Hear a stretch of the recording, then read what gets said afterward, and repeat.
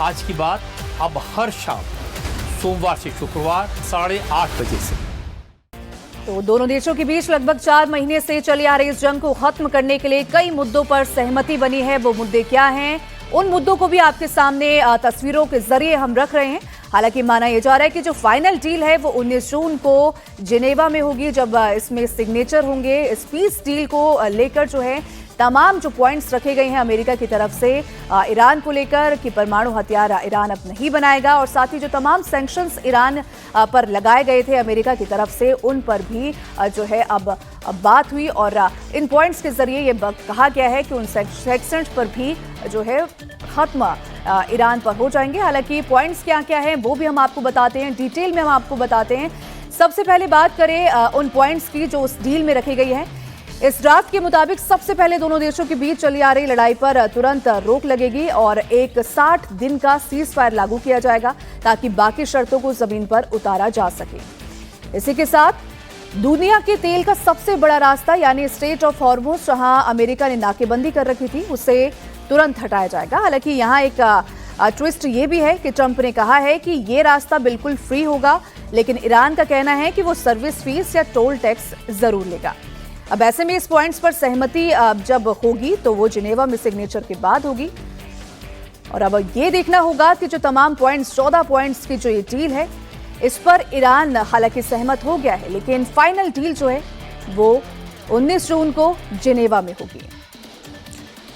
तो जैसा कि हम बता रहे हैं कि आप तस्वीरों में देख रहे हैं कि ये एक बहुत ही ऐतिहासिक लम्हा है, क्योंकि 28 फरवरी को जो युद्ध शुरू हुआ था मिडिल ईस्ट में, जिस दौरान अली खामनेई की मौत हो गई थी इन हमलों में, और पूरी तरह से जो आप कह सकते हैं कि शीर्ष नेतृत्व है IRGC का, इस्लामिक इस सत्ता का, ईरान का, उसे ख़त्म कर दिया गया था 28 तारीख को। उसके बाद फिर युद्ध की जो शुरुआत हुई थी, और उस वक्त ऐसा लगा था कि शायद पूरा मिडिल ईस्ट लगातार इस युद्ध की आग में जलता हुआ जाएगा।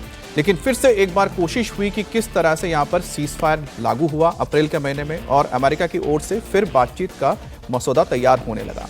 अब जब पाकिस्तान में पहली बार दोनों तरफ से यानी कि JD वांस और ईरान की तरफ से गलीबाफ आए थे और साथ ही अब्बास अरागाची आए थे, उसके बाद जो बातचीत शुरू हुई थी, उसके बाद कहीं सबको लगने लगा कि अब समझौता हो सकता है।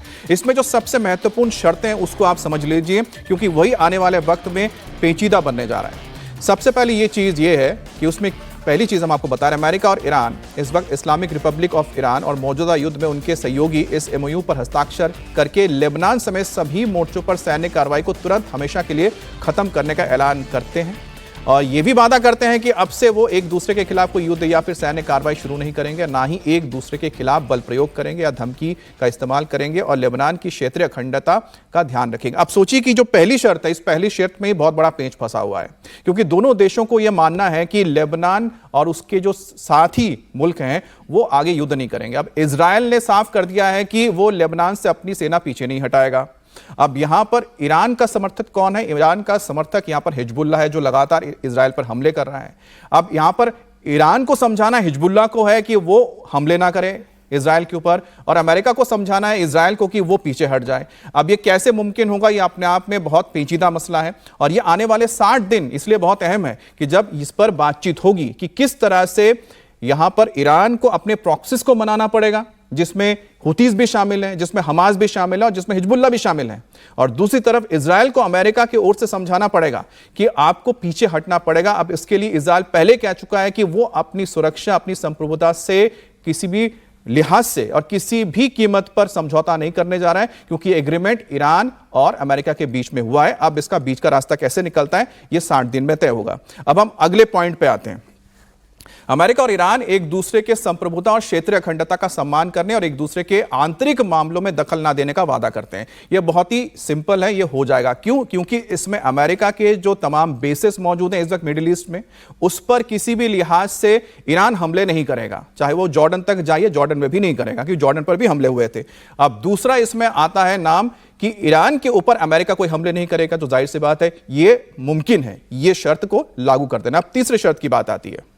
अमेरिका और ईरान आपसी सहमति से बढ़ाई जा सकने वाली अधिकतम 60 दिनों की अवधि में अंतिम समझौते पर बातचीत करने और उसे हासिल करने के लिए भी प्रतिबद्ध है।